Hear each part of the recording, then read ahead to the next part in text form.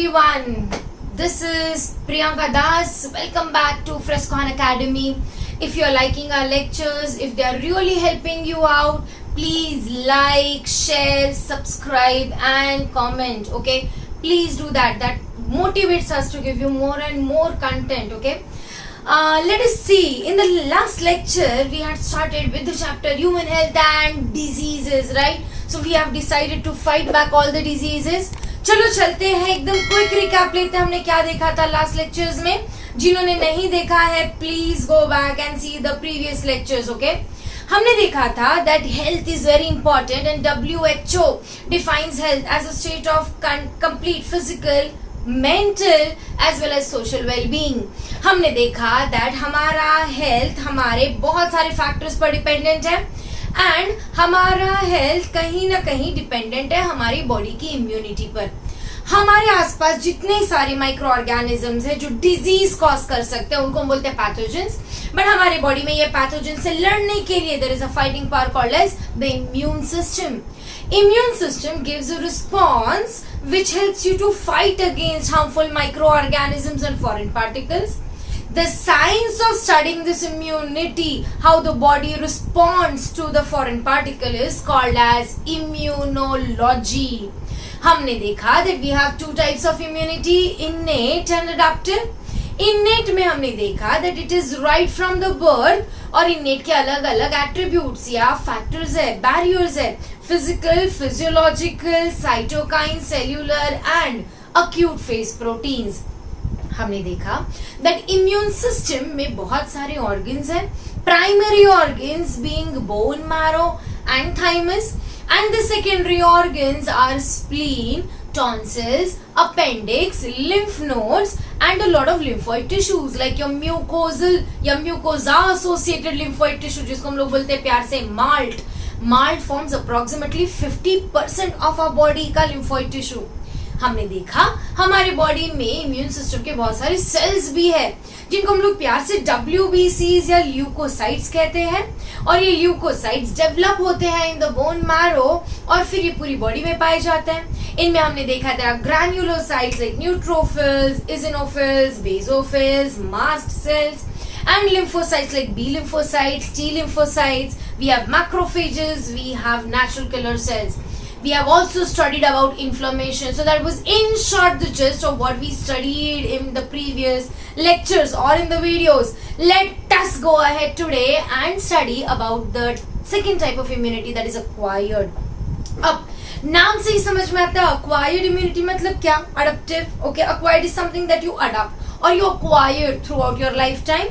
So जो by birth था वो था innate, और जो तुम जिंदगी भर में acquire करोगे that is called as acquired या adaptive immunity. अब ये adaptive immunity की खासियत क्या है भाई? सबसे इंपॉर्टेंट तो हमारा कोई भी इम्यूनिटी ले लो उसको सेल्फ नॉन सेल्फ रिकॉग्निशन आना चाहिए. Now what is the meaning of self non self? उसको पता होना चाहिए कि भाई ये मेरे बॉडी का हिस्सा है और ये मेरे बॉडी का हिस्सा नहीं है. So adaptive immunity also has self non self recognition. अच्छा, second adaptive immunity is highly specific, मतलब इट शोज स्पेसिफिसिटी. रिमेंबर हमारी बॉडी में इनेट इम्यूनिटी बहुत सारी चीजों को अलग अलग आइडेंटिफाई नहीं कर सकता था, बट अडैप्टिव इम्यूनिटी में we can identify small differences in the bacterias and viruses and chemical. मतलब अगर मेरी बॉडी में एक बार चिकन पॉक्स हो जाए तो मेरी बॉडी में चिकन पॉक्स के अगेंस्ट इम्यूनिटी बन जाएगी. टाइफाइड हो जाए तो टाइफाइड के अगेंस्ट इम्यूनिटी बन जाती है. वैसे ही बहुत सारे डिजीजेस के अगेंस्ट हमारी बॉडी में इम्यूनिटी बनती है. बट चिकन पॉक्स के अगेंस्ट जो इम्यूनिटी बनी वो मुझे पोलियो के अगेंस्ट नहीं बचाएगा, और पोलियो के अगेंस्ट की इम्यूनिटी मुझे टाइफाइड के अगेंस्ट नहीं बचाएगा. मतलब the cells they develop a specific immunity for a specific type of microorganism or a chemical or any type of pathogen. Okay, so it is highly specific. It can determine small differences as well. Adaptive immunity is having a lot of diversity. मतलब हमारी adaptive immunity हमें बहुत सारे type के organisms या chemicals के against immunity provide करती है. And the first and the foremost important part of adaptive immunity is nothing but memory. Okay, अब ये भी मेमोरी क्या है? याद रखो, अडैप्टिव इम्यूनिटी में there are 2 type of cells which are involved. Okay, हमने ये पहले देखा है. These 2 type of cells are called as what? Lymphocytes. Okay, ये लिम्फोसाइट्स में there are 2 major type of lymphocytes, जिसको हम लोग बोलते हैं बी लिम्फोसाइट्स या बी सेल्स, और बोलते हैं टी सेल्स या टी लिम्फोसाइट्स. ये दोनों भी सेल्स की खासियत ये है कि ये बना देते हैं memory cells. Okay, so both of them are capable of producing memory cells. अब let us see exactly memory वाला attribute करता क्या है. okay? तुमने बचपन में सुना होगा या बचपन में सभी को चिकन पॉक्स तो हो ही जाता है, right? Chicken pox is caused by pox virus.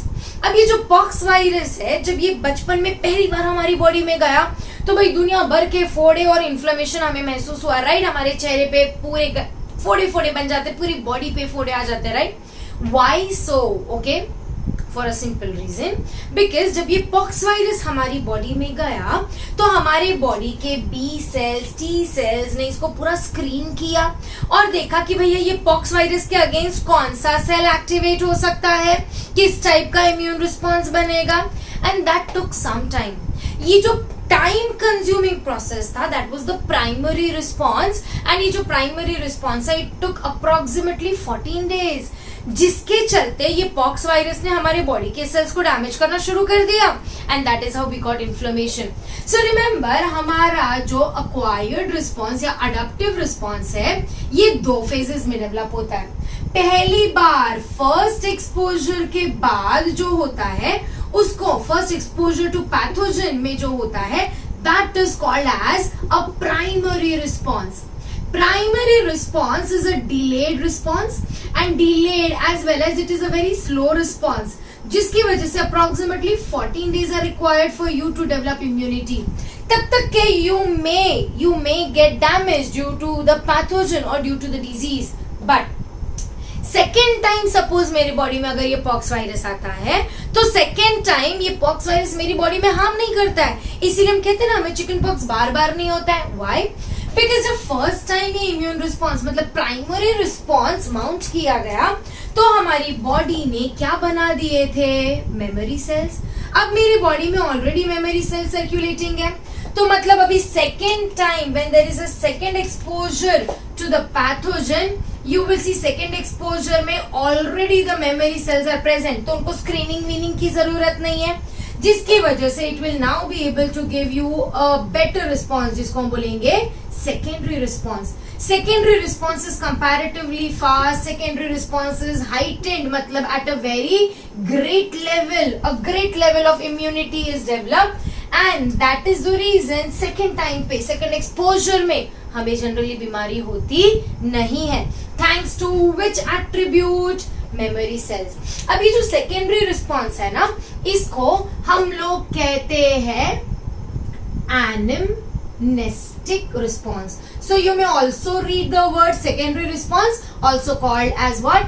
Anamnestic response. Okay, so that anamnestic response or secondary response is owing to the development of memory against that particular pathogen. Chicken pox तो chicken pox के against memory, और अगर polio तो polio के against memory, typhoid तो typhoid के against, और TB तो टीबी के अगेंस्ट मेमोरी. ओके, चलो अब चलते हैं और देखते हैं कि हमारा ये अक्वायर्ड इम्यून रिस्पॉन्स जो कि बी सेल और टी सेल्स के थ्रू होने वाला है, ये किस तरह से डेवलप होता है और किस तरह से काम करता है. ओके, रिमेंबर, हमारा जो अक्वायर्ड इम्यून रिस्पॉन्स है, ये acquired immune response is of 2 types. So we have basically 2 types of acquired immunity. Okay, this 2 type of acquired immunity is called as humoral immunity as well as cell mediated immunity.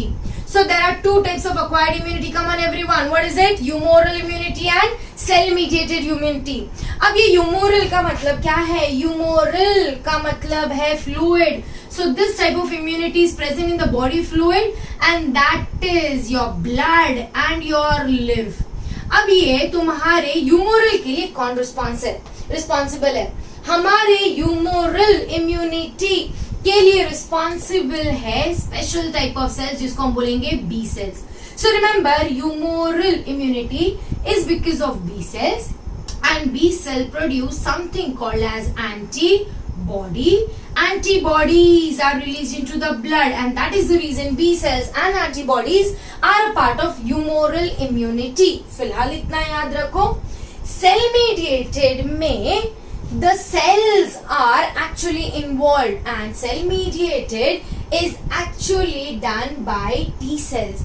T cells are responsible for cell mediated immunity and T cells basically help in doing what? Perforation. मतलब ये direct तुम्हारे bacteria के sales को मार देगा by creating holes inside it. Okay? अब ये जो B cells है, T cells है, भाई इनके नाम कैसे पड़े? अंडरस्टैंड, हमारे सारे लिम्फोसाइट्स इंक्लूडिंग हमारे सारे के सारे WBCs बनते हैं हमारे बोन मैरो में. बोन मैरो में बाय अ प्रोसेस जिसको हम लोग बोलते हैं हीमाटोपोइसिस. ओके, हीमाटोपोइसिस होता है हीमाटोपोइटिक स्टेम सेल में और वहां पे बनते हैं बहुत सारे ब्लड के cells. Some lymphocytes okay formed are B cells and T cells. B cells बनते हैं बोन मैरो में और ये B cells बोन मैरो में बनने के बाद मच्योर भी कहाँ पे होते हैं?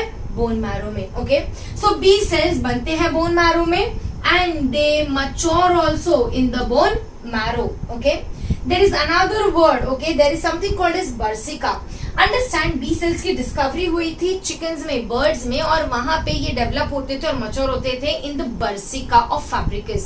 सो दिस इज एन ऑर्गन जहां पे ये डेवलप होते थे. फिलहाल हम याद रखेंगे B for bone marrow. Okay, अब ये बोन मैरो में बने हमारे बी सेल्स और टी सेल्स दोनों भी बोन मैरो में ही मच्योर हुए हमारे B cells, but T cells mature होने के लिए जाते हैं इन एन ऑर्गन जिसका नाम है thymus. So thymus is an organ जहाँ पे T cells जाकर क्या होते हैं? Mature. Are you able to understand? So we have two types of immunity, humoral and cell mediated. Humoral में है हमारे B cells जो बनाएंगे एंटीबॉडीज जो ओरिजिनेट हुए थे बोन मैरो में और मच्योर भी हुए बोन मैरो में.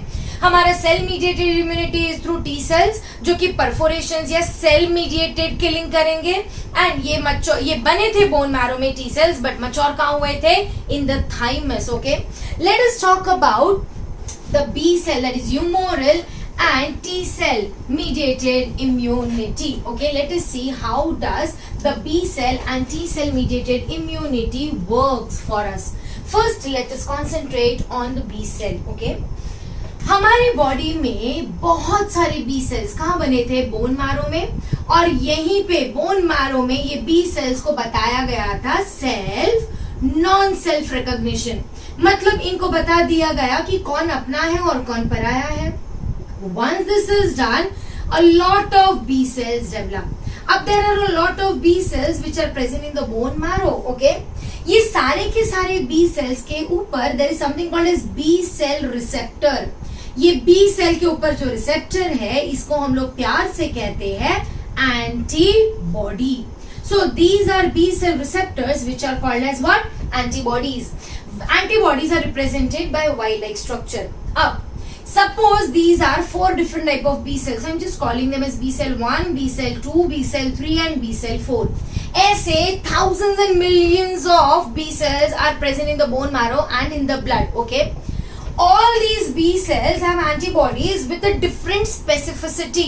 मतलब इसका एंटीबॉडी इससे अलग है और इसका एंटीबॉडी इससे अलग है, and they are all circulating in the bone marrow or in the blood. Okay, now ये B सेल्स को सपोज मिल गया एंटीजन, तो ये अब तक के है B सेल्स, और ये B सेल्स में तुमने देखा हमारे पास क्या है? Membrane bound antibody. अब सपोज ये एंटीजन है. ओके, और ये एंटीजन हमारे ब्लड में या कहीं ना कहीं सर्कुलेट हो रहा है, राइट? हमारे सेकेंडरी लिम्फोइड ऑर्गन्स में सर्कुलेट हो रहा है. अब ये जो एंटीजन है, ये एंटीजन के ऊपर जो स्ट्रक्चर है जिसको हमारा एंटीबॉडी आइडेंटिफाई करता है, इस चीज को हम बोलेंगे epitope. So epitopes are structures, okay, they are sugars, they are proteins, they are lipid molecules which are present on the surface of the antigen. These epitopes can be identified by the antibody. अब suppose ये antigen को identify किया ये वाले cell ने, मतलब इसका antibody is specific for the epitope of that antigen. तो जैसे ही ये इसको बाइंड करेगा, there will be something called as lock and key mechanism. Lock and key mechanism के थ्रू जब ये इसको बाइंड करेगा तो immediately this particular cell, B cell, will get a signal. There will be a signal that भैया मेरे वाला antigen blood में पाया जा रहा है. रिमेंबर, इन सब के साथ कुछ भी नहीं हुआ है, इसके साथ हुआ है. This process is called as what? Activation. जैसे ही एक्टिवेशन हुआ या सेंसिटाइजेशन हो गया, जैसे ही एक्टिवेशन या सेंसिटाइजेशन हो गया, this B cell with that specific antibody will start multiplying in number. When it multiplies in number, it is called as proliferation. So once the activation is achieved, this cell will undergo what? Proliferation, that is rapid cell division. Rapid cell division के बाद तुम्हारे पास बहुत सारे B cells बनेंगे, but ये जितने भी sales बनेंगे, all of these will be what? These will be clones. किसके clones? वो वाले सेल के जो sensitize हुआ है. तो मतलब ये सारे के सारे B cells will now be of the same specificity and they will start showing the same type of antibody on their surface. So basically clones are formed. Okay? Now, अब तक के जो antibody है ये कैसा है? Membrane bound. धीरे धीरे proliferation के बाद remember these cells will mature, और जब ये mature हो जाएंगे तो some cells will retain the antibody bound to their surface with this specificity. These cells are called as what? Memory cells. So memory cells have antibodies which are bound to their surface, okay? But यहीं पे कुछ cells क्या करेंगे? कुछ sales, बहुत सारे sales बनेंगे B sales, okay, और कुछ सेल्स ये एंटीबॉडी को रिलीज करने लग जाएंगे. मतलब there will be a lot of antibody which will be released. This type of antibody will now go into the blood, will go into the lymph and will circulate throughout the body. Such cells which are capable of secreting or releasing antibody are called as what? Plasma cells. Important for your entrance as well, okay? Pay attention. हमने देखा हमारे पास है बहुत सारे B cells with membrane bound antibodies. हर एक B cell के ऊपर जो एंटीबॉडी है उसकी अलग अलग स्पेसिफिसिटी है.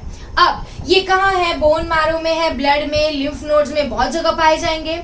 यहाँ पे सपोज कोई एंटीजन आ गया जो कि स्पेसिफिक है for a particular type of antibody, तो ये एंटीजन ये पर्टिकुलर सेल के साथ क्या करेगा? इंटरैक्शन करेगा, लॉक एंड की इंटरैक्शन, जिसकी वजह से this particular B cell will become active and sensitized. जब ये सेंसिटाइज होगा तो इट विल स्टार्ट प्रोलिफरेटिंग, मतलब it will start dividing multiple times. It will give rise to clone of sales.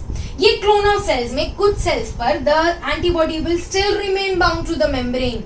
ऐसे बहुत सारे सेल्स को हम क्या बोलेंगे? Memory cells. And now the memory cells will be freely moving into the blood. कुछ cells या एंटीबॉडी को सिक्रीट करेंगे, मतलब रिलीज कर देंगे, सोल्यूबल एंटीबॉडीज बनाएंगे, उनको हम क्या बोलेंगे? Plasma cells. These antibodies are now present in the circulatory system, that is present in the blood as well as lymph, and this is how the B cell immune response is mounted. अब भाई ये antibody है क्या?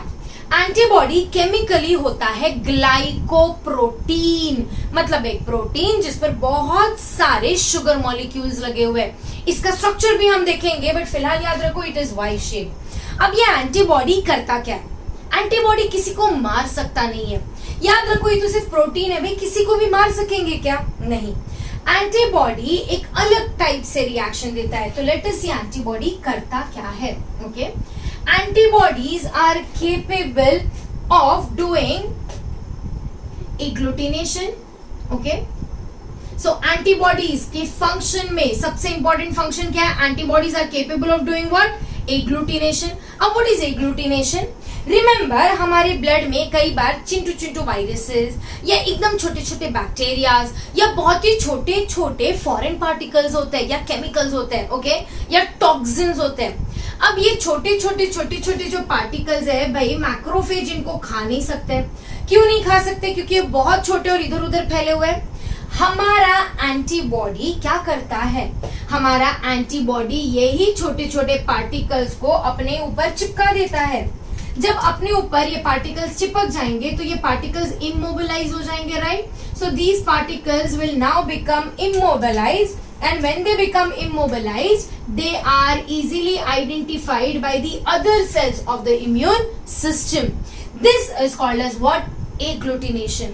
Agglutination में the small particulate matter or bacteria or viruses, okay, they are done what? They are simply made immobilized, okay, immobilized as well as, क्योंकि बहुत सारे particles एक साथ bind हो जाएंगे, they will become large in size, and when they become large in size they can be easily eaten by the act of phagocytosis. So तुम्हारे antibody ने सिर्फ उनको जमा करने का काम किया, that is what? Agglutination. अच्छा, अब antibody और क्या कर सकता है? Let us see, okay. Antibody is also able to do something which is called as opsonization. So the next thing that antibody does is opsonization.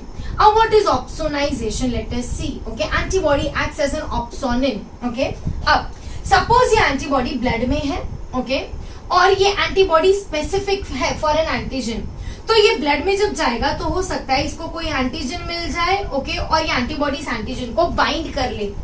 अगर ये एंटीजन को बाइंड कर लेगा एंटीबॉडी, मतलब कहना इसे हमारे इम्यून सिस्टम ने इसको आइडेंटिफाई कर दिया है, तो एंटीबॉडी जैसे ही एंटीजन को बाइंड कर लेगा, this antigen will be marked for killing, मतलब now this antigen has to be killed, but antibody तो नहीं मार सकता है। Remember, हमारे ब्लड में there are some other cells which are called as macrophages, neutrophils, right? So हमारे पास है बहुत सारे cells like macrophages. अब ये मैक्रोफेज, मैक्रोफेज के पास भी एक रिसेप्टर है, और ये रिसेप्टर किसको पहचानता है? ये रिसेप्टर पहचानता है एंटीबॉडी के पिछवाड़े को, मतलब एंटीबॉडी के ये वाले स्ट्रक्चर को।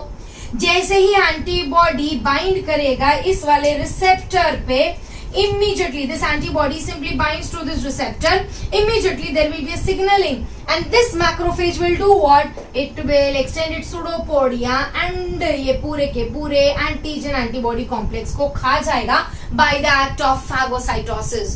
So opsonization में antibody का क्या करता है? It marks the antigen for killing by phagocytosis. और ये क्यों कर पाता है? बिकॉज एंटीबॉडी के पीछे के हिस्से के लिए there are receptors which are present on macrophages, neutrophils या किसी भी टाइप का फैगोसाइटिक सेल, ओके। अब और क्या करता है हमारा एंटीबॉडी? हमारा एंटीबॉडी और एक काम करता है जिसको हम बोलेंगे न्यूट्रलाइजेशन। अब व्हाट इज न्यूट्रलाइजेशन? ओके, हमने टीटी के बारे में पढ़ा है। TT is what? Tetanus, okay. अब ये जो टेटनस है, ये टेटनस करता क्या है? टेटनस का जो बैक्टीरिया है, ओके, बोट्युलिज्म, ये हमारे बॉडी के अंदर एक टॉक्सॉइड, एक टॉक्सिन रिलीज करता है। इस टॉक्सिन को हम लोग बोलते हैं TT, that is tetanus toxin. ये जो टेटनस टॉक्सिन है ना, ये हमारे मसल्स और नर्व इम्पल्सेस को ब्लॉक कर देता है, जिसकी वजह से हमारे साइनैप्स पे जाकर बैठ जाता है, जिसकी वजह से हमारे नर्व इम्पल्सेस ब्लॉक हो जाते हैं, एंड एज अ रिजल्ट हमारी बॉडी मूव नहीं कर पाती, जिसको हम लोग टेटानी भी कहते हैं, राइट। इन दिस केस, अब अगर ये टॉक्सिन साइनैप्स पर जाकर बैठेगा तो ही असर दिखाएगा, बट अगर ये टॉक्सिन साइनैप्स पर बाइंड ही नहीं कर पाएगा तो क्या ये हमें डिजीज कॉज कर पाएगा? नहीं। तो न्यूट्रलाइजेशन में होता क्या है? अगर ये मेरे पास टेटनस का टॉक्सिन है तो ये टेटनस का toxin is just trying to sit on the synapse, right, but what if ये टेटनस के टॉक्सिन को एंटीबॉडी बाइंड कर ले? अगर ये टेटनस के टॉक्सिन को एंटीबॉडी बाइंड कर लेगा तो this toxin can no more bind to the receptor, मतलब उसका काम तमाम हो गया. It is no more able to cause the disease. That is called as what? Neutralisation.